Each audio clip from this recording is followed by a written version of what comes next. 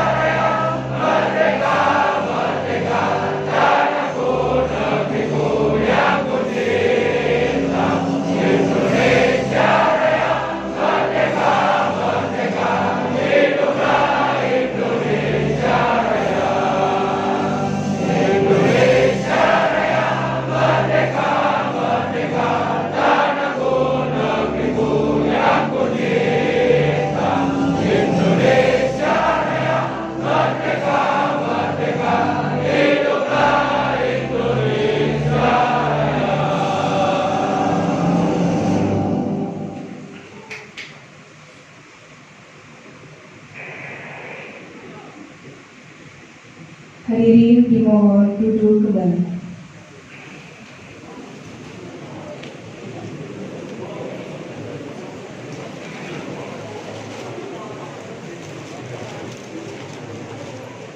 Assalamualaikum warahmatullahi wabarakatuh. Salam sejahtera bagi kita semua. Om Swastiastu, Namo Buddhaya, salam kebajikan, Rahayu, Rahayu, Rahayu, salam Pancasila.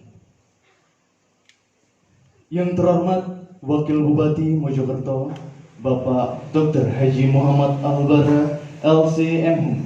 Yang kami hormati Kepala SMA Negeri 1 Bangsal, Bapak Dr. Andes Sugiono, MPD.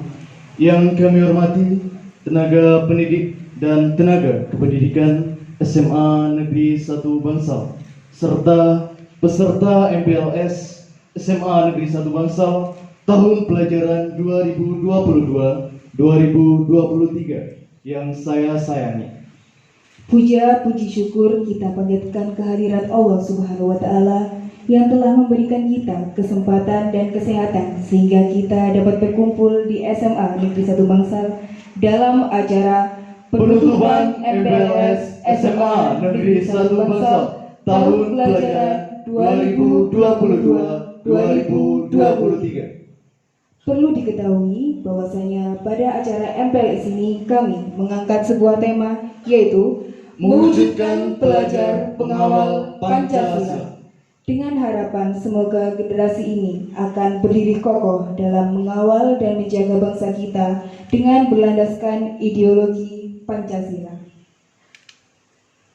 Salawat serta salam tetap kita curahkan kepada Nabi Allah Muhammad SAW yang telah menuntun umat manusia dari zaman kegelapan hingga zaman yang penuh dengan cahaya, serta yang telah memberi petunjuk, bimbingan, suri tauladan yang baik kepada seluruh umat manusia, untuk mencapai keselamatan, kebahagiaan hidup di dunia maupun di akhirat. Alhamdulillahirabbil alamin. Kita masuk acara yang pertama, yaitu kita buka acara pada pagi hari ini dengan bacaan suratul Fatihah. Ila hadiniyah ridallahi syafaati Rasulillah sallallahu alaihi wasallam. Al-Fatihah. A'udzu billahi minasyaitonir rajim. Bismillahirrahmanirrahim. Alhamdulillahirabbil alamin arrahmanirrahim maliki yaumiddin. Iyyaka na'budu wa iyyaka nasta'in ihdinas siratal mustaqim siratal ladzina an'amta 'alaihim ghairil maghdubi 'alaihim waladdallin. Amin. Acara selanjutnya sambutan-sambutan. Sambutan pertama akan disampaikan oleh Bapak Syahrul Soni SPD selaku Wakil Kepala SMA Negeri 1 Bangsal. Kepada beliau disilahkan.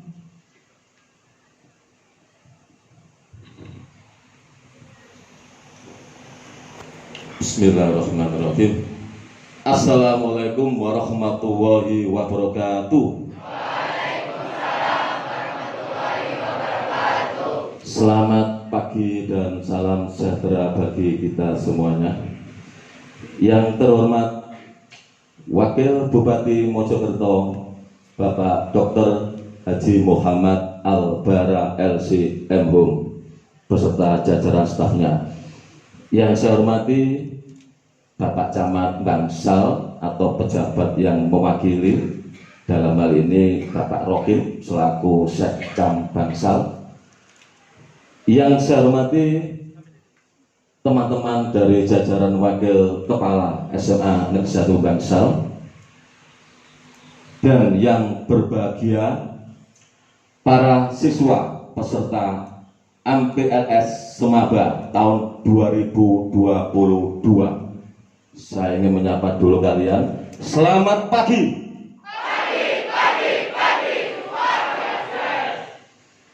Selamat pagi.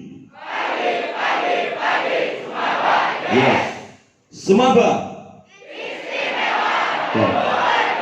Terima kasih.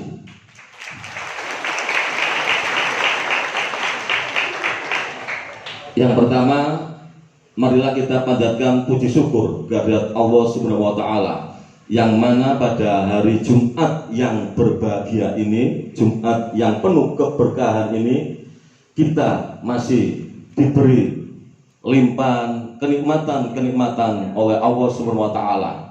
Di antaranya nikmat iman Islam, nikmat sehat, dan nikmat kesempatan, sehingga kita bisa berada di sini dalam rangka MPLS tahun 2022 dan materi dari Wakil Bupati Kabupaten Mojokerto dalam keadaan sehat walafiat tanpa kurang satu apapun. Sholawat serta salam semoga kita curahkan kepada Nabi besar Muhammad SAW. Semoga kita semuanya nanti akan mendapatkan syafaatnya pada hari kiamat nanti. Amin ya rabbal alamin. Bapak, Ibu yang saya hormati serta siswa yang berbahagia, perlu saya sampaikan bahwasanya Bapak Sugiono selaku Kepala SMA Negeri 1 Bangsal pada pagi hari ini tidak bisa mendampingi kita semua karena beliaunya ada agenda di SMA Negeri Gedek bersama Bapak Kacabdin, dan beliaunya hanya menitipkan salam pada kita semuanya dengan ucapan Assalamualaikum warahmatullahi wabarakatuh. Selanjutnya perlu kami sampaikan terima kasih yang sebesar-besarnya kepada Gus Bara, Wakil Bupati Mojokerto, yang telah bersedia dan berkenan bisa hadir di SMA tercinta kita, SMA Negeri 1 Bangsal. Dan ini suatu kehormatan yang luar biasa. Kami sampaikan sekali lagi terima kasih yang sebesar-besarnya Gus beserta jajarannya bisa mendampingi kami di sini pada Jumat yang penuh berkah ini. Dan perlu saya sampaikan juga bahasanya beliau atau Gus Bara adalah putra dari Bapak Kiai Haji Asep Saifuddin Halim pengasuh Pondok Pesantren Amanatul Ummah Pacet. Dan saat ini beliau menjabat Wakil Bupati Mojokerto. Semoga mudah-mudahan ke depan Gus Bara bisa naik tingkat menjadi Bupati Mojokerto. Amin ya rabbal alamin. Yang selanjutnya, Gus Bara nanti akan menyampaikan bimbingannya, materinya, wejangannya kepada kalian semua. Semoga bisa bermanfaat bagi kalian semuanya, bahwasanya akan termotivasi, akan menjadi semangat bagi kalian apa yang akan disampaikan oleh Gus Bara sesuai dengan tema MPLS, yaitu mewujudkan pelajar pengawal Pancasila. Dan kami sangat berharap kalian tidak hanya menjadi pembaca atau tidak hanya narasi redaksinya saja pengawal Pancasila. Kami berharap implementasinya dalam kehidupan sehari-hari nantinya akan sesuai dengan nilai-nilai luhur Pancasila. Semoga harapan kami nanti bisa terwujud. Kalian semuanya adalah generasi bangsa, generasi penerus. Siapa tahu nanti di antara kalian di sini ada yang menjadi wakil bupati seperti Gus Bara, ada menjadi bupati, bisa juga menjadi gubernur, bahkan presiden. Tidak menutup kemungkinan. Kalau Allah sudah menghendaki kun fayakun, ya, manusia tidak akan bisa menolak. Harus dilaksanakan sesuai dengan kehendaknya. Yang terakhir, dalam penyampaian materi maupun bimbingannya maupun petuahnya nanti dari Gus Bara, saya berharap kalian semuanya bisa tertib mendengarkan, bisa khidmat mendengarkan, dan nanti kalau ada termin tanya jawab, komunikasi, tidak usah sungkan-sungkan, tidak usah segan-segan untuk bertanya. Jadi silakan nanti kalau ada forum komunikasi, silakan Anda berkomunikasi dengan Gus Bara. Dan sebagai penutup, saya mewakili SMA Negeri 1 Bangsal Gus Bara. Mohon maaf yang sebesar-besarnya apabila tempat kami seperti ini, karena kami memang belum punya aula yang permanen, sehingga pertemuan ini kita memakai kelas. Dan mohon maaf juga apabila penyambutan kami, pelayanan kami kurang berkenan daripada Gus Bara beserta staf yang hadir pada hari ini. Demikian yang bisa saya sampaikan mewakili Bapak Sugiono selaku Kepala SMA Negeri 1 Bangsal. Saya akhiri. Akhir kata, billahi taufiq wal hidayah. Wassalamualaikum warahmatullahi wabarakatuh. Terima kasih kami ucapkan atas sambutan yang telah disampaikan. Acara selanjutnya yaitu sambutan motivasi sekaligus pernyataan penutupan MPLS SMA Negeri 1 Bangsal tahun pelajaran 2022-2023 yang akan disampaikan oleh yang terhormat Bapak Dr. Haji Muhammad Albara LC MHum selaku Wakil Bupati Mojokerto. Kepada beliau disilakan.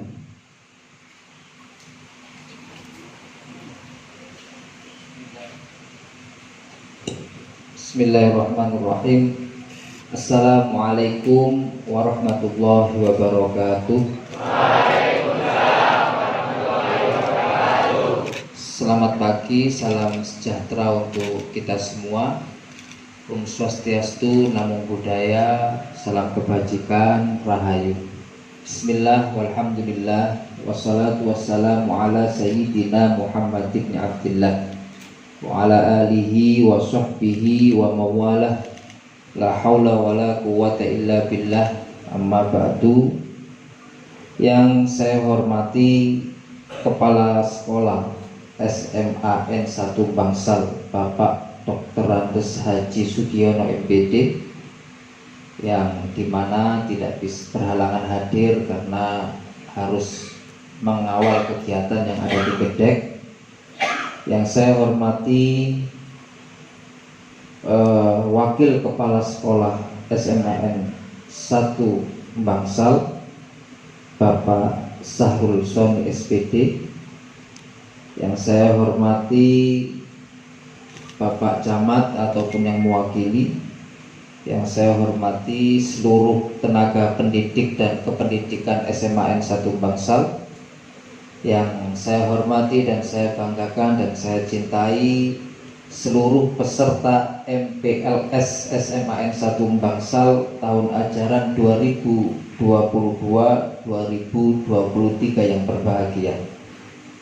Pertama, marilah kita panjatkan puja dan puji syukur kehadirat Allah Subhanahu wa taala hingga pada saat ini pada akhirnya kita bisa melaksanakan sekolah dengan tatap muka, tidak lagi dengan daring.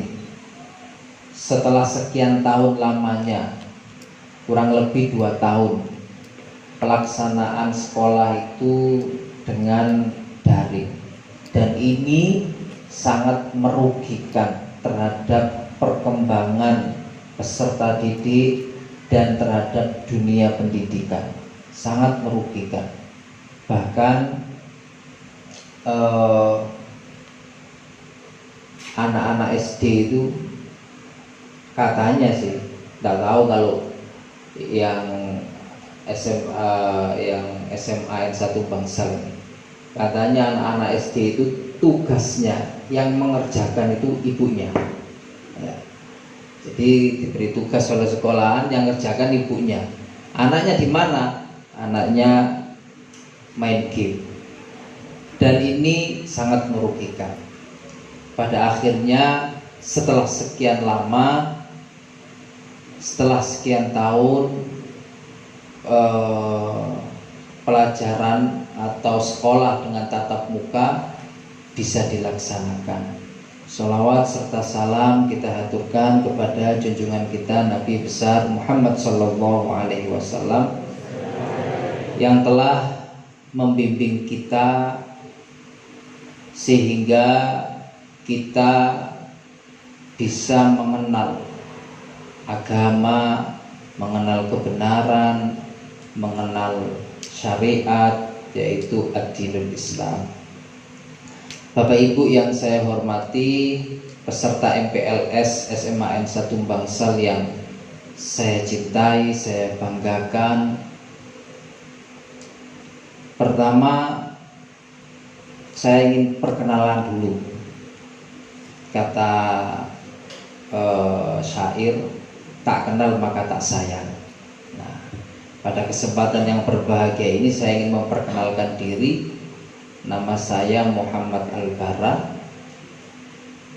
lahir tanggal 11 bulan 11 tahun 1986. Dan karir pendidikan saya dimulai dari SD sampai S3 ya. Insya Allah dari SD saya sudah mondok.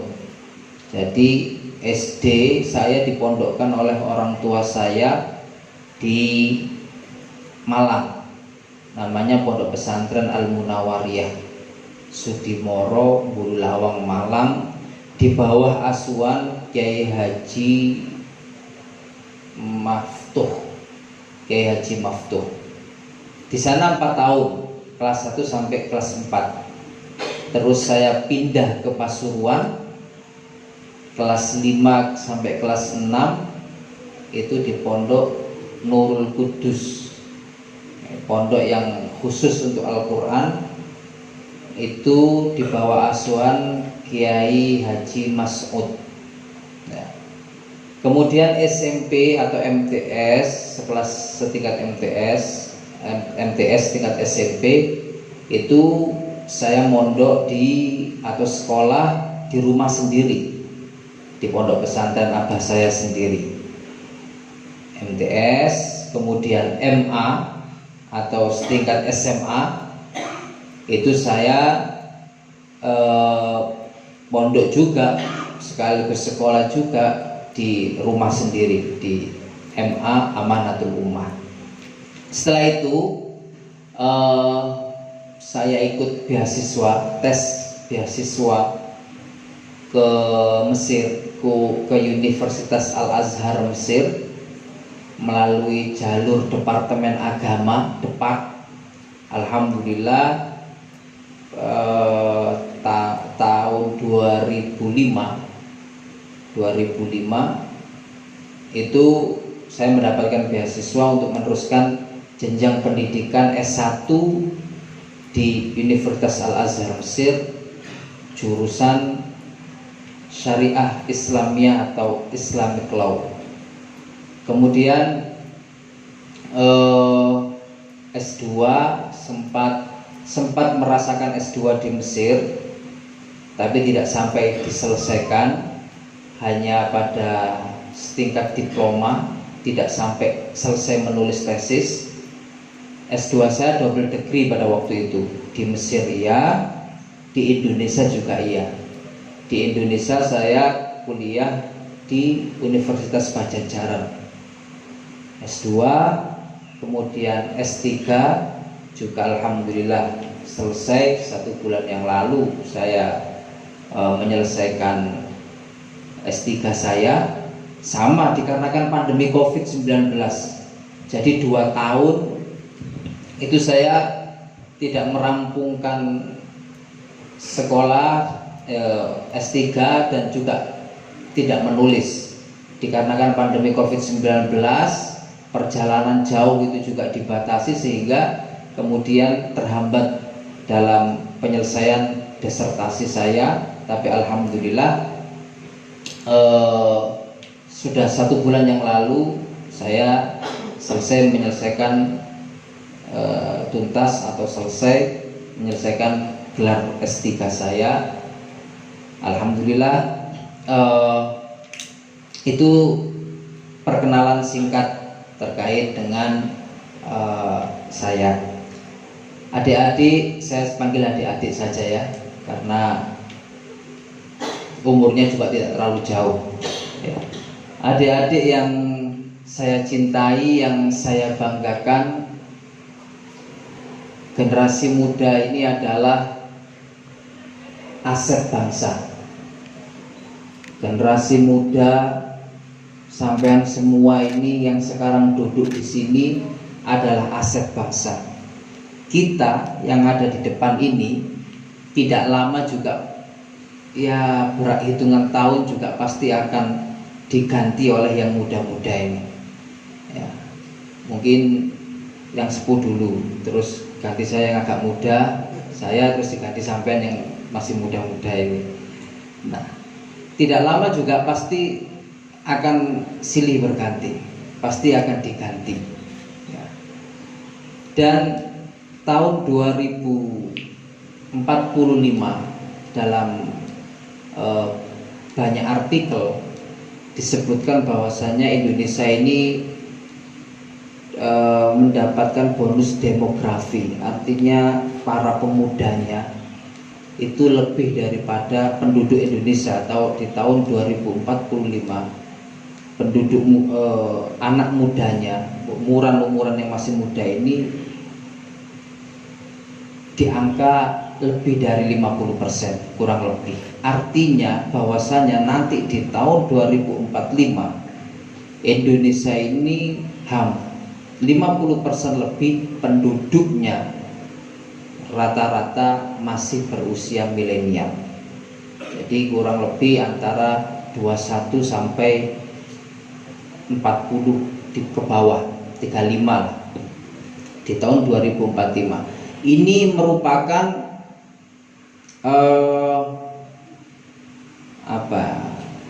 merupakan bonus atau merupakan anugerah untuk bangsa Indonesia. Tapi anugerah ini tidak boleh kemudian tidak dipersiapkan generasi mudanya. Generasi muda harus dipersiapkan sejak dini. Begitu generasi mudanya banyak, Kenapa sih kok dikatakan anugerah bagi bangsa Indonesia di tahun 2045? Karena generasi pemuda ini memiliki kemampuan yang sangat luar biasa, energitas, terus energinya masih muda, kemampuan berpikirnya juga masih bagus, terus energik dan seterusnya. Ini kenapa kemudian di tahun itu, di tahun 2045 banyak analis yang mengatakan bahwasanya Indonesia akan mendapatkan anugerah dari banyaknya para pemuda di tahun tersebut. Nah, dengan banyaknya generasi muda pada tahun tersebut, maka harus dipersiapkan. Tidak boleh kemudian tidak disiapkan. Kalau tidak disiapkan, generasi muda ini bisa menjadi bukan anugerah yang didapatkan oleh bangsa Indonesia, tapi kemudian musibah atau bencana. Kenapa? Karena kemudian tidak ada fungsinya generasi mudanya ini. Generasi mudanya ini tidak ada fungsinya. Oh, monggo. Nggih. Saya teruskan. Karena kemudian kalau tidak dipersiapkan, nanti akan menjadi musibah, bukan anugerah yang didapatkan oleh bangsa Indonesia ini. Nah, lantas kemudian apakah, pertanyaannya kemudian, apakah sekarang Indonesia sudah mempersiapkan itu? Iya, Indonesia dari program kementerian-kementerian sudah banyak melibatkan para pemuda, baik di sektor UMKM, masalah perekonomian, baik kemudian di sektor kepemudaan dan seterusnya. Indonesia sudah akan mempersiapkan itu karena ini untuk menyongsong nanti di 2045. Adik-adik yang saya cintai, karena kalian semua ini adalah generasi bukan milenial tapi masih generasi Z, ya, generasi Z yang nanti akan menjadi generasi milenial. Maka persiapkanlah mulai sekarang menjadi bagian terpenting dalam menyongsong kemajuan bangsa Indonesia, Negara Kesatuan Republik Indonesia ini nanti di tahun 2045. Banyak pengamat seperti itu mengatakan nanti di tahun 2045 Indonesia ini akan menjadi negara yang maju. Nah, kita semua, kalau saya di tahun 2045 paling ya sudah masuk generasi tua. Kalau sampai semua mungkin masuk pada masih bisa dikatakan, sekarang kan paling umurnya berapa Mas? Umurnya 13 15 16. Sekarang 2022 ke 45 berarti kurang berapa tahun lagi? 23 tahun lagi. Kalau 15 tambah 23 berarti panjenengan sampai semua berada di umur 39an atau 38, jadi belum sampai 40. Masih dalam kategori generasi milenial. Marilah kita song-song bagian, marilah kita menjadi bagian daripada kebangkitan Indonesia. Adik-adik yang saya hormati, dulu ini saya mau bercerita, para pemuda memiliki peran aktif di dalam kemerdekaan bangsa Indonesia. Pada masanya, pada era-eranya Bung Tomo, Bung Hatta, Bung Karno, dan seterusnya. Nah, kemudian pada tahun 1908 berdiri satu perkumpulan orang pemuda yang dinamakan Budi Utomo. Kemudian yang membawa Soekarno untuk memproklamirkan kemerdekaan itu adalah para pemuda. Bayangkan saja, pada waktu itu para generasi tua, Pak Karno juga belum mau untuk memproklamirkan kemerdekaan, tapi atas peran para pemuda kemudian digeretlah Bung Karno itu untuk kemudian memproklamirkan kemerdekaan. Nah, itu adalah peran para pemuda. Bung Tomo pada waktu itu di peperangan 10 November 1945, umurnya kurang lebih masih di antara 23-25. Itu memberikan inspirasi kemerdekaan untuk kemudian mengusir para penjajah. Bung Tomo di usia yang sangat muda. Nah, oleh karena itu kita harus mempersiapkan generasi muda ini. Sampean sebagai generasi muda, pelajar harus mempersiapkan diri dengan bagaimana meningkatkan ilmu pengetahuan, ya, belajar berakhlakul karimah yang baik. Ini juga penting. Kalau kita hanya meningkatkan ilmu pengetahuan tanpa dibarengi dengan akhlakul karimah, dengan akhlak yang baik, maka sia-sialah ilmu kita. Ya, sia-sialah ilmu kita. Nah, kalian ini nanti harus mempersiapkan diri, harus bersemangat, harus mengedepankan pendidikan. Karena sekarang sampai masih siswa dan masih sekolah, dan kedepankanlah pendidikan. Pendidikan itu atau ilmu itu tidak akan pernah habis, dan kalian tidak akan pernah rugi ketika kemudian memperdalam keilmuan. Tidak akan pernah rugi, karena ilmu itu pasti akan bermanfaat untuk kalian dimanapun Anda berada. Kata Sayyidina Ali, al ilmu yahrusuka wal malu anta tahrusuhu. Ilmu itu yang akan menjagamu, dan harta kamu yang menjaganya. Kalau ilmu dipergunakan, terus diamalkan, diajarkan, tidak akan pernah berkurang, tapi kemudian malah bertambah. Tapi kalau harta ketika dipergunakan, dibelanjakan, diberikan, ya, itu justru malah akan berkurang. Itulah pentingnya ilmu. Semakin sampean memberi ilmu, mengeluarkan ilmu, mengamalkan ilmu, maka semakin bertambah ilmu kita. Oleh karena itu, maka selama kita masih ada waktu, selama kita masih dalam kondisi belajar, maka pergunakanlah waktu itu dengan sebaik-baiknya untuk mempelajari semua bidang ilmu pengetahuan yang sampai pelajari. Sampai pelajari. Khususnya untuk terlebih lagi untuk yang kelas 3, ya, yang ingin melanjutkan S1 harus mengenal dirinya. Mengenal dirinya bagaimana? Mengenal apa yang kemudian ingin menjadi tujuan dan cita-citanya. Saya ingin bercerita. Dulu waktu saya sekolah, ya kelas 3 lah, kelas 12, itu ada beberapa teman saya, mohon maaf, yang EQ-nya lah, yang kemampuan intelektualnya itu tidak bagus.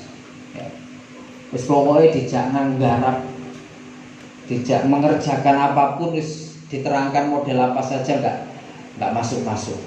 Nah, sampai pada akhirnya dia putus asa. Aku percuma sekolah yang gini-gini ayo gak melebu, paling kok mari lulus tak rabi, lek gak rabi yo kerja. Itu teman saya. Lantas pada suatu hari, karena sekolahan saya itu belum jadi pada waktu itu, ada proses pembangunan. Jadi di depan sekolah itu ada orang tukang yang sedang melakukan aktivitas pertukangannya, yang geraji, ya nyemen ya, terus ngedok lulu dan seterusnya. Nah, teman saya ini ngelihat melongo, dilihat terus. Kemudian ada guru saya yang mendatangi. Kalau nggak salah guru biologi, kalau nggak guru biologi, guru matematika, saya lupa. Saya ada di belakangnya, di belakang guru saya. Niatnya mau negur si anak itu agar kemudian kembali masuk untuk memperhatikan pelajaran. Nah, ditegur sama gurunya. Kamu lihat apa? Tidak perlu disebut namanya ya. Kamu lihat apa? Saya lihat tukang-tukang itu, Bu. Guru biologi saya perempuan. Saya lihat tukang-tukang itu, Bu, yang sedang bekerja. Terus kamu mau punya nasib yang sama seperti itu? Kata guru saya. Saya masih ingat karena saya waktu di belakangnya. Tidak mau, kata dia. Kalau kamu tidak mau memiliki nasib yang seperti itu, maka mulai sekarang kamu harus giat belajar. Karena kalau kamu giat belajar, bisa jadi kamu lebih baik nasibnya daripada mereka-mereka yang kamu lihat. Ataupun kalau memiliki nasib yang sama, kamu masih punya kelebihan ilmu dibandingkan yang lainnya. Dari situ kemudian dia berpikir lama. Saya juga waktu itu jadi masih ingat ya, karena saya di belakangnya terngiang-ngiang. Nah, berpikir lama, akhirnya dari situ dia berubah. Yang awalnya tidak giat jadi giat, yang awalnya males jadi tidak males, yang awalnya sering terlambat sekolah jadi giat sekolah dan seterusnya. Lantas teman-teman yang mohon maaf, yang pada waktu itu kalau dikasih pelajaran susah nangkepnya, itu oleh guru saya diarahkan sesuai dengan kapasitas dan kemampuannya. Ada teman saya itu yang dikongkon mikir gak iso, dikongkon sinau gak iso, tapi dia senang berolahraga, main fisik, lari, sepak bola dan seterusnya. Akhirnya diarahkan ketika masuk ke S1-nya itu diarahkan ke jurusan olahraga dan diterima. Setelah diterima, lulus dari situ dia menjadi guru olahraga di berbagai sekolah. Andai kata dia tidak mengambil jurusan itu, mungkin dia jurusan apalah, informatika atau apa, bisa jadi tidak diterima dan bisa jadi dia tidak menjadi guru olahraga. Tapi dengan begitu diketahui, khususnya yang kelas 12 harus mengetahui apa tujuan dan cita-citanya ke depan, sehingga kemudian bisa menentukan arah kehidupan nanti ya, pada arah kehidupan berikutnya. Nah, adik-adik yang saya cintai, kita berbicara bahwasanya kalian semua adalah generasi emas negeri ini. Maka korelasinya dengan judul kita, mewujudkan pelajar mengawal Pancasila, karena kita adalah generasi emas, maka mari kita kawal Pancasila, dasar negara Republik Indonesia ini, yang sudah digodok sedemikian rupa oleh para ulama, tidak hanya para ulama, oleh para cendekiawan, oleh berbagai unsur ya. Ada yang mewakili non-muslim juga pada waktu itu untuk menggodok, untuk memikirkan dasar negara Indonesia, yaitu terciptalah 5 sila, yaitu Pancasila. Ini merupakan dasar yang final bagi negeri kita. Sampean tahu ada negara-negara yang sampai detik ini belum memiliki dasar negara, sehingga negaranya bingung mau menentukan dasar negaranya bagaimana. termasuk negara yang saya belajar, Mesir. Mesir itu umurnya lebih tua daripada Indonesia, sudah mulai dari zaman sebelum Fir'aun Mesir itu. Ya. Zaman Yunani kuno namanya juga Mesir, sampai sekarang namanya juga masih Mesir. Nah, pada waktu tahun 2011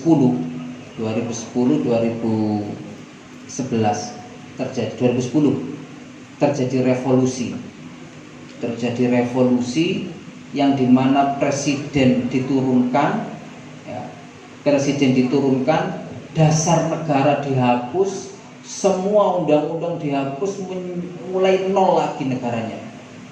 Pada waktu itu evakuasi besar-besaran, semua warga asing atau warga negara Indonesia yang ada di Mesir pada waktu itu diperintahkan untuk pulang, ya, keluar dari Mesir karena kondisi yang genting.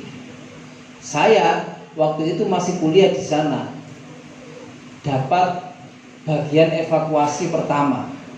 Tapi pengen pun abah saya, bah, saya ini disuruh pulang oleh kedutaan besar karena terjadi revolusi besar-besaran di Mesir. Bagaimana ini? Kata abah saya begini, sudah, tidak usah pulang, tetap di sana untuk menjadi seorang pejuang, katanya begitu. Padahal kondisinya itu sudah, saya masih ingat apa yang disampaikan abah saya. Kondisinya itu sudah genting di sana. Kenapa genting? Karena Presiden Husni Mubarak itu memerintahkan kepolisian untuk melepaskan para narapidana yang ada di penjara, terus dilepaskan, diberi senjata, kemudian disuruh berhadapan-hadapan dengan para demonstran. Jadi bayangkan, para narapidana yang berkasus-kasus itu keluar semua, disenjatai semua, dihadapkan dengan rakyat yang sedang demonstran untuk menurunkan Husni Mubarak. Kita warga Indonesia semua dievakuasi. Saya bagian pertama, tapi waktu itu saya tidak boleh pulang sama abah saya, jadi saya tidak pulang. Saya tetap di sana. Semua tutup, toko-toko semua tutup, tidak ada yang buka. Kita beberapa mahasiswa yang masih tetap di sana dapat subsidi makanan dari TNI, makanan kalengan, rendang kalengan, nasi goreng kalengan, mie goreng kalengan. Itu kan makanan untuk perang. Jadi nggak perlu masak, kita cukup memanaskan saja. Tapi memanaskan juga nggak ada gas, untuk memanaskan, nggak ada gas. Jadi memanaskannya bagaimana? Pakai lilin dipanaskan begini, sakalengi dipanaskan. Nah, singkat cerita, saya pada waktu itu baru pertama kali merasakan pernah ditodong tembak saya. AK-47 saya ditodong tembak ini. Ceritanya pada waktu itu saya mau mengaji ke salah satu guru saya, dan rumahnya agak jauh, sekitar 10 kiloan, kalau enggak 15 kilo, harus pakai mobil. Dan saya masih terngiang-ngiang masa damai pada waktu itu, kan aman, tentram masanya Husni Mubarak itu. Jadi saya keluar sama teman saya berdua jam 3 malam. Saya keluar, saya nyegat mobil kok nggak ada yang mau berhenti. Terus saya nyegat bis, teman saya nyegat bis berhenti, tapi bisnya itu bis yang lama, terus nggak ada lampunya, gelap semuanya. Akhirnya teman saya masuk ke berikutnya. Saya sudah berpikir ini pasti penjahat semua ini di dalamnya ini. Tapi teman saya itu nggak berpikir begitu. Saya pokoknya tutup ngono ae. Terus teman saya mau minta duduk di belakang. Saya ngomong jangan di belakang lah, wis nang ngarep ae wis. pikiran saya kalau ada apa-apa biar bisa langsung mencolot gitu pikiran. Nah teman saya itu mau di belakang, saya taruh, saya geret ke depan. Berjalan baru beberapa menit, sopir itu tanya, kamu mahasiswa, kamu dari mana? Saya ngomong dari Indonesia, ya, pakai bahasa Arab kan. Minin inta, saya dari Indonesia. Terus kamu belajar di mana? Saya mahasiswa Al-Azhar. Terus kamu hafal berapa juz Al-Quran? Saya jawab, saya hafal sebagian juz dari Al-Quran. Terus ternyata setelah ditanya 3 pertanyaan itu, teman-teman mereka itu yang duduk-duduk di belakang itu maju ke depan semua, ya, ada kurang lebih 6 sampai 8 orang perkiraan saya, karena itu kan gelap, menodongkan senjata ke saya. Tak pikir guyonan nih, orang Mesir biasanya nggak serius kan, semuanya bawa senjata. Wah ini guyonan nih, paling tembak-tembakan kan. Nah, tembak-tembakan. Dia minta HP, minta uang. Ya. Saya pikir masih gak serius sih, guyonan nih, gak temenan nih tembakin. Ternyata supir itu bawa AK-47 gini, ditaruh di dada saya, didorong dada saya pakai senjata itu. Kok nyeri rasanya. Wah ini wesi kita menang nih, ternyata gak guyonan nih. Saya pikir waduh apakah selamat saya ini ya pada hari ini. Dia minta mana HP, mana uang, saya kasihkan dia sikit lagi HP ini, saya kasihkan HP. Minta uang, saya kasihkan uang. Terus teman saya, karena teman saya kan dia kan bekerja ya, enggak kuliah sambil bekerja. Jadi yang dibawa itu yang HP, yang nomor yang ada di HP-nya itu nomor para pelanggannya. Terus uang yang dibawa itu adalah uang para pelanggannya. Dia masih bersikeras untuk tidak mau melepaskan atau memberikan HP dan uangnya itu. Nah, saya berikan, disuruh turun sama supirnya, kamu turun. Saya ngomong, saya nggak mau turun kalau tidak sama teman saya. Terus tidak, kamu turun saja. Nah, teman saya masih diminta HP dan uangnya itu enggak dikasihkan. Akhirnya dipukul teman saya. Dipukul, sempat mereka emosi mau melepaskan tembakan. Akhirnya HP-nya itu kena ya, diambil. HP-nya teman saya diambil, tapi uangnya tidak. Lantas karena dekat asrama polisi, kalau nggak saya pada waktu itu ya, dekat asrama polisi, mereka terus melepaskan saya. Tapi bukan teman saya, melepaskan saya. Saya sudah keluar dari mobil itu, tapi saya kembali lagi. Saya tarik teman saya, kemudian kita sama-sama keluar. Dan alhamdulillah ternyata pada waktu itu sudah alhamdulillah terselamatkan. Barangkali kalau waktu itu tidak terselamatkan, ya mungkin tinggal nama saja, innalillahi wa inna ilaihi raji'un. Karena banyak kasusnya yang seperti itu. Nah, itu setelah revolusi mereka mencari dasar negara. Nggak punya dasar negara. Mengumpulkan 100 orang yang doktor, semuanya doktor, profesor, doktor dari berbagai unsur, ada guru, ada ustadz, ada cendekiawan, ada muslim, ada dari berbagai unsur, merumuskan undang-undang saja tidak selesai. Begitu selesai, ganti lagi. Kita dengan 5 sila yang ada, alhamdulillah mulai tahun 1945 sampai sekarang ini menjadi dasar negara kita. Dan ini yang mempersatukan Indonesia dari ribuan suku, dari ribuan bahasa, dari ribuan pulau yang tersebar di Indonesia, negeri kita tercinta kita ini. Oleh karena itu marilah kita kawal Pancasila.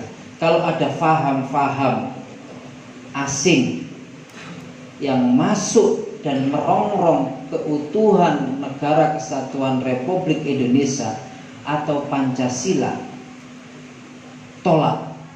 Ya, paham yang ekstrim, paham yang intoleran, ya, tidak toleran, tidak moderat, sering menyalahkan orang lain dan seterusnya, segera ditolak, karena itu titik awal dari kehancuran satu negara.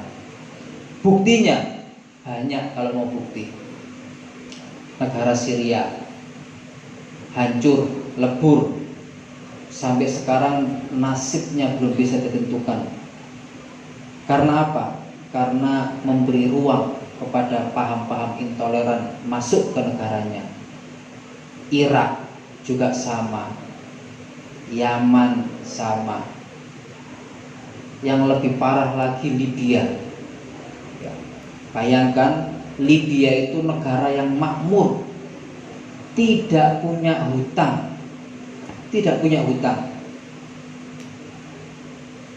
Kita kalau mau beli sesuatu disubsidi 50%. Bukan hanya kebutuhan pokok, tapi kebutuhan yang tidak pokok. Mobil misalnya, lemari es misalnya, yang tidak pokok, itu disubsidi 50%, apalagi bahan pokok. Makmur, sejahtera. 90% minyak diperuntukkan untuk rakyatnya. 5% diberikan kepada Eropa, 5%-nya lagi diberikan kepada negara-negara Afrika tetangganya. Makmurnya luar biasa. Harga minyak lebih murah, BBM lebih murah daripada harga air satu botol di sana. Tapi begitu mereka disusupi paham-paham radikal, disusupi paham-paham ekstrim, mereka berani dan mereka memporak-porandakan negaranya sendiri, bahkan membunuh presidennya yang bernama Muammar Gaddafi, yang telah menjabat memang lama, sekitar kurang lebih 35 tahun menjabat sebagai presiden, tapi kan kondisinya makmur, tidak ada kekurangan satu apapun negeri Libya. Begitu paham itu dikasih masuk, dikasih ruang, ya, terus terjadi peperangan. Bayangkan, presiden yang sudah berkhidmah untuk negaranya sekian puluh tahun mati di tangan seorang pemuda yang masih umurnya 17 tahun, ditembak kepalanya. Presidennya Muammar Gaddafi ditemukan di gorong-gorong di tanah kelahirannya. Gorong-gorong got kilo singitan. Bayang, presiden yang terkenal kaya raya, yang berwibawa dan seterusnya, mati di gorong-gorong. Banyak yang sudah memberikan suaka politik, negara-negara yang memberikan suaka politik, tapi ditolak oleh Muammar Gaddafi. Dia mengatakan, saya adalah martir bagi negeri saya. Saya lahir di tanah kelahiran saya dan akan mati di tanah kelahiran saya. Matinya ditembak oleh anak umur 17 tahun, belum tahu apa-apa, diwawancarai, ditanya, lapo kok nembak presiden awakmu? Gak ngerti aku ya, jadi pokoknya jadi wong-wong nembak ya nembak aja jadi. Tidak tahu DE itu lapo tujuannya juga tidak tahu. Pokoknya disuruh nembak ya ditembak. Mati di anak muda umur 17 tahun. Oleh karena itu penting, hikmah yang diambil dari peristiwa ini adalah pemuda ini harus diberdayakan dengan hal-hal yang positif. Kalau kemudian disusupi dengan hal-hal yang negatif, dia lebih nekat daripada para petua-petua ini.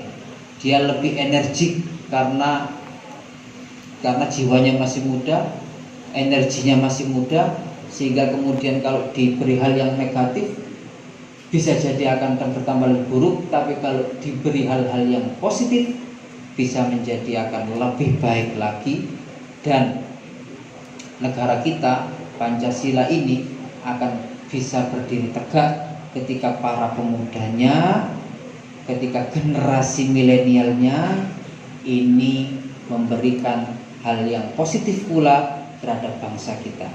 Terakhir, adik-adik yang saya hormati, sekarang perang itu bukan lagi dengan perang senjata.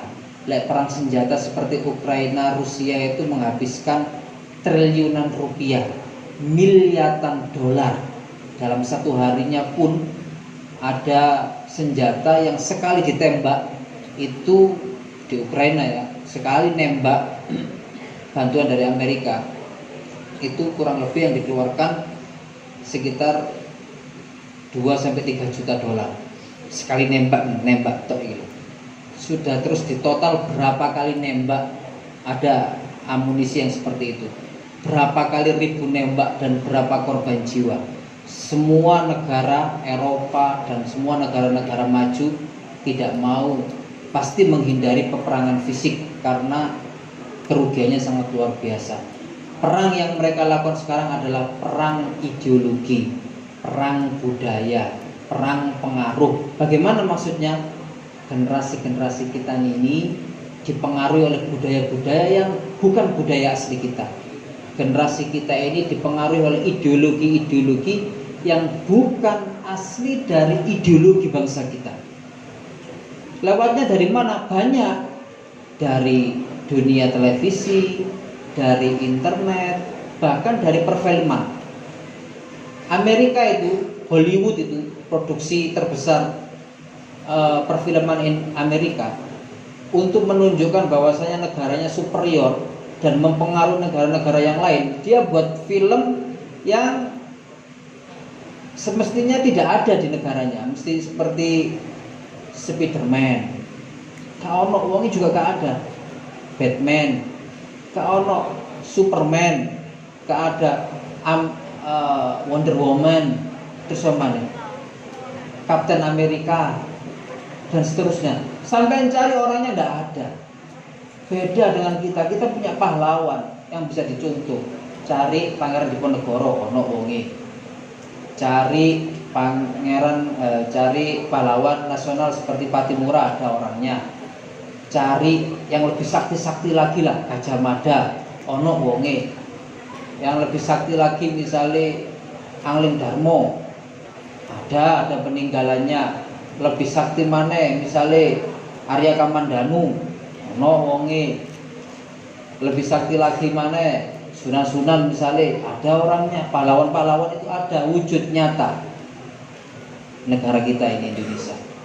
Amerika tidak ada sosok pahlawan seperti itu, tapi dia membuat dan kemudian dibesarkan melalui media-media televisi. Ini yang kemudian namanya pengaruh perang budaya, sehingga kemudian kita lebih mencintai sosok mereka daripada sosok kita sendiri yang murni asli dari lahir dari bumi Nusantara Indonesia ini. Bahkan kita terkadang lebih mencintai sosok drakor drama Korea. Sampai kalau lihat drakor sampai nangis sampai perasaan. Apalagi yang perempuan, meneteskan air mata, sangka diputus pacari, padahal gak. Padahal ndelok drama Korea. Dan terpengaruh begitu.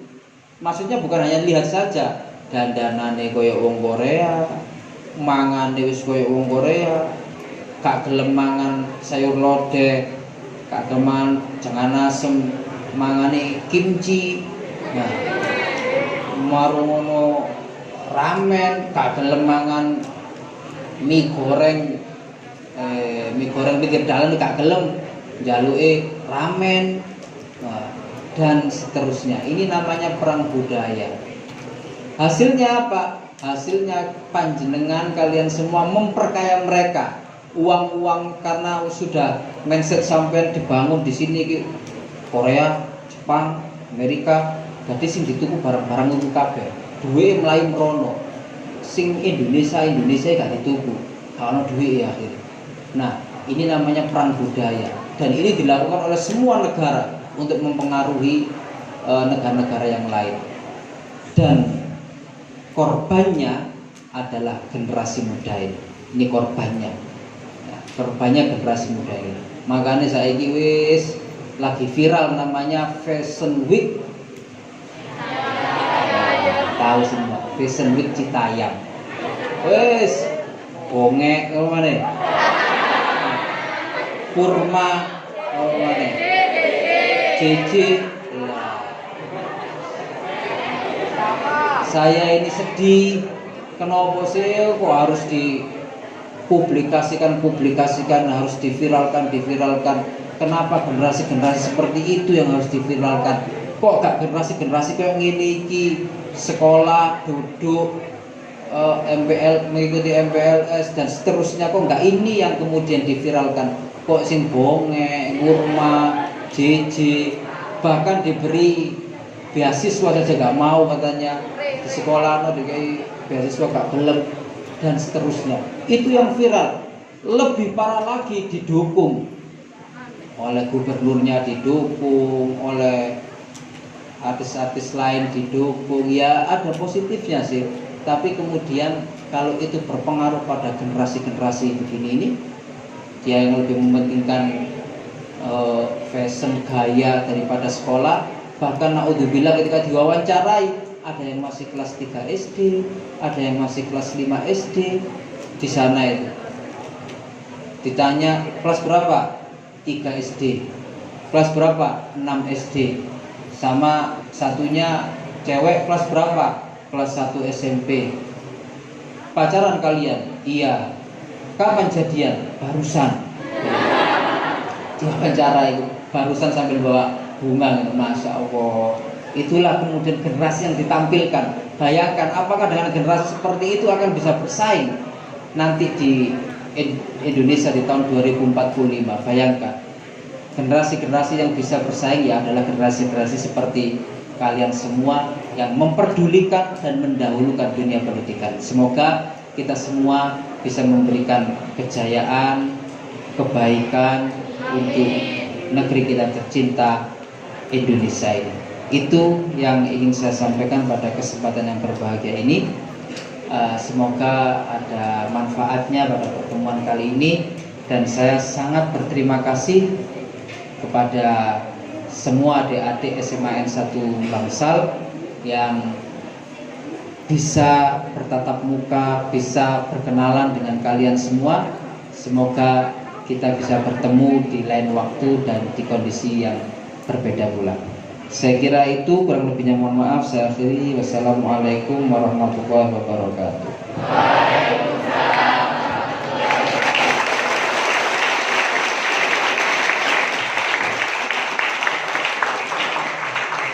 Terima kasih kami sampaikan kepada Bapak Wakil Bupati Mojokerto atas sambutan, motivasi dan arahannya. Acara selanjutnya pembacaan doa yang akan disampaikan oleh Bapak Misbahul Ulum SAG. Kepada beliau disilahkan.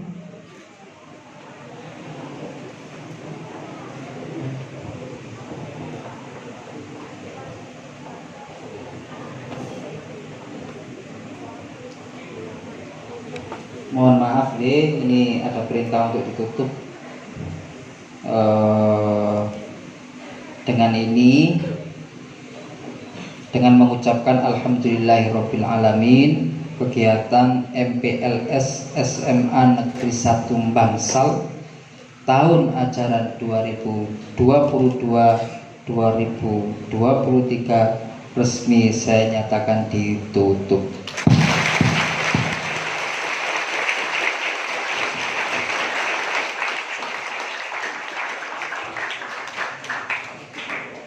Assalamualaikum warahmatullahi wabarakatuh.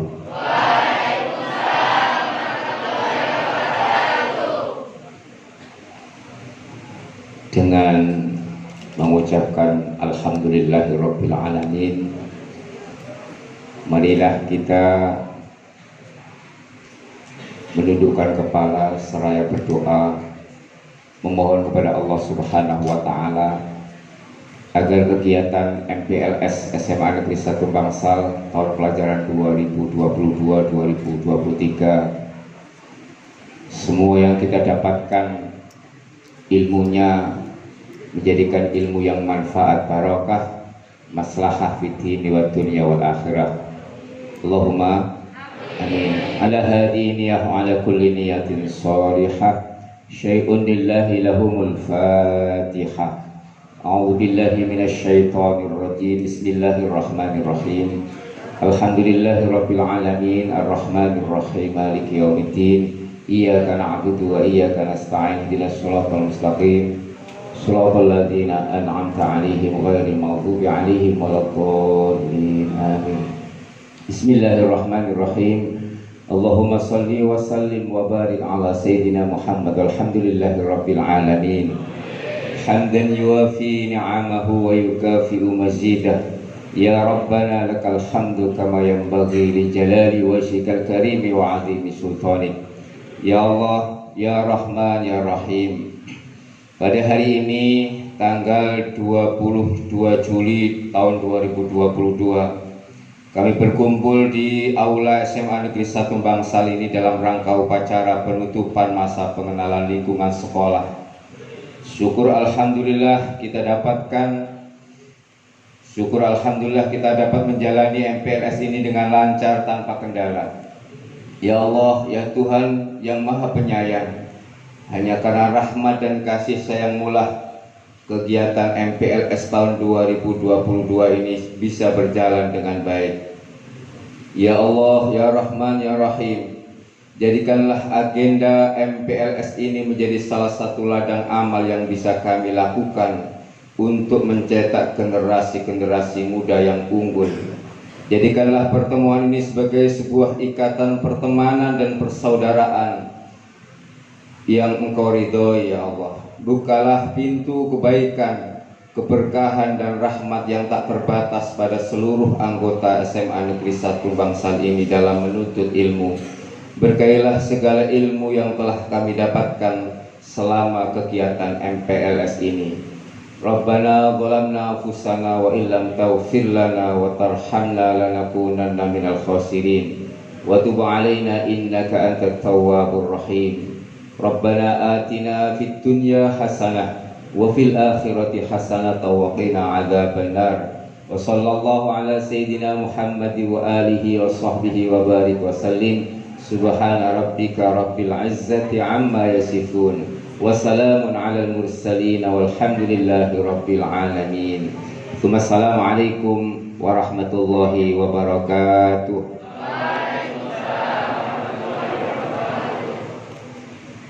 Saya boleh ngasih pertanyaan, nanti dapat hadiah. 3 saja, 3 ya.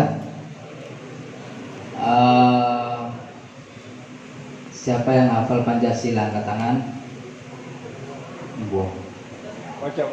Tolong ditunjuk. Mana? Pojok tak? Ayo pojok, ayo. Diri. Ya pojok itu kamu nak, kalau kan itu tembok. Iya kamu di sini ya. Ayo. Terus siapa yang mau pertanyaan lagi angkat tangan? Maju mas. Satu lagi angkat tangan. Iya wis, yang belakang sana ayo.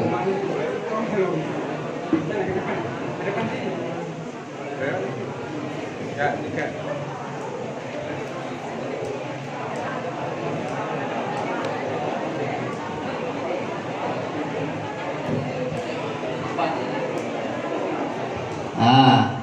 Pertanyaannya seputar Indonesia saja.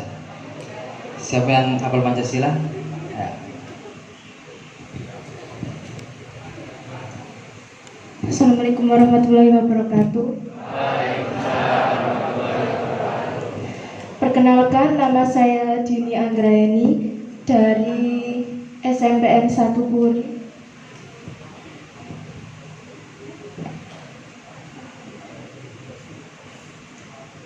Pancasila. 1. Ketuhanan yang Maha Esa. 2. Kemanusiaan yang adil dan beradab.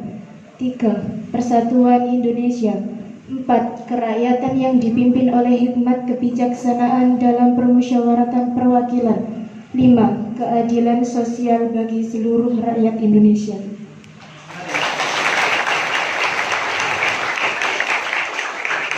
Siapa yang menjahit sang saka merah putih? Ibu Fatmawati.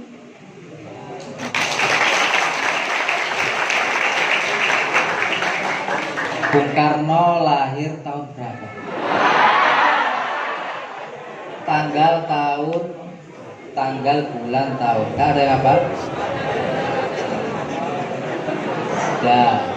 Corona kalau Bung Karno lahir tahun 6 Juni 1901. Lahirnya nggak apa? Wafatnya maksudnya lahirnya. Lahirnya tadi yang wafatnya. 21 Juni 1970. Nah, sudah. Apalagi ini? Pertanyaan apa lagi ini? Gak usah ngel-ngel ya nulis. Kepala sekolahnya siapa jenenge? Dr. Andes Sugiono. Wakil kepala sekolah. Wakil kepala sekolah gak ngerti begitu. Coba. Sudah. Kalau gitu Presiden Indonesia siapa jenenge? Joko Widodo. Kamu orang insinyur Haji Joko Widodo. delok urut ya.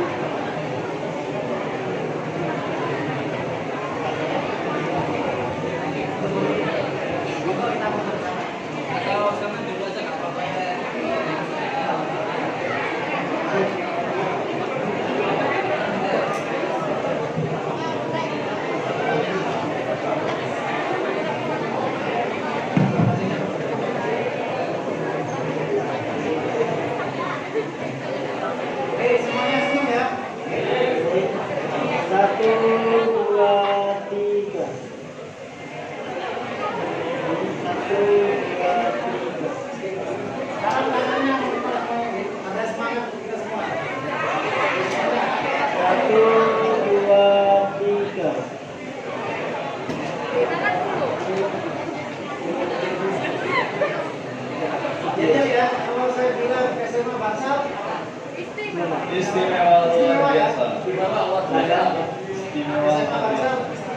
luar biasa. Terus terakhirnya tepuk tangan semua ya.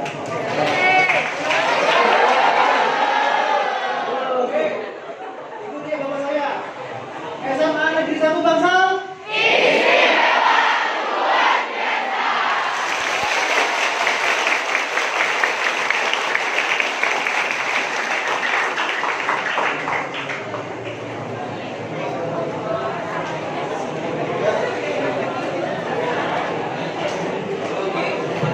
Alhamdulillahirrahmanirrahim. Acara demi acara telah selesai kami laksanakan. Kami selaku pembawa acara berterima kasih sebesar-besarnya dan memohon maaf atas segala kekurangan.